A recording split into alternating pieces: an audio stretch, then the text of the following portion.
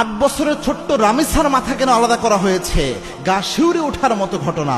যারা এই ঘটনাটা শুনেছে চোখের পানি ধরে রাখতে পারে নাই। ছোট্ট একটা বাচ্চা, বাংলাদেশে মিরপুরের ঘটনা এটা, এই 2-1 দিন হলো। ছোট্ট একটা বাচ্চা স্কুলে যাওয়ার কথা, তার মা বাচ্চাকে খুঁজতেছে যে আমার বাচ্চাটা গেল কোথায়। খুঁজতে খুঁজতে দেখে বাচ্চাকে কোথায় পাওয়া যায় না, পুরা বিল্ডিং খোঁজা শেষ, পাওয়া যাচ্ছে না।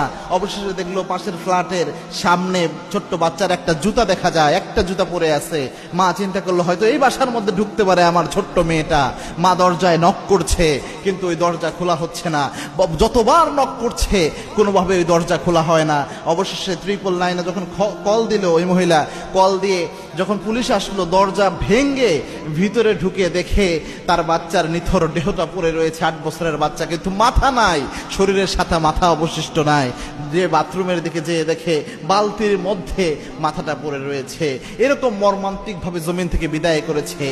অভিযোগ এসেছে যে ওই যে বাসাটা, ওই বাসার যে মালিক রয়েছে, বাসার ওই ফ্ল্যাটে যে ব্যক্তি থাকেন, ওই ফ্ল্যাটের ওই ব্যক্তি সে মূলত এই মানসিকভাবে যৌন কেন্দ্রিক বিকৃত মস্তিষ্কের অধিকারী ছিল। মানে এই যৌন কেন্দ্রিক বিকৃত মস্তিষ্ক থাকায় এই ছোট্ট বাচ্চাদের উপর অমানবিক নির্যাতন তার শরীরের উপর চালিয়েছে, শ্লীলতাহানি করেছে। অবশেষে প্রমাণকে লুকানোর জন্য এইভাবে তাকে জমিন থেকে বিদায় করে দেওয়া হয়েছে।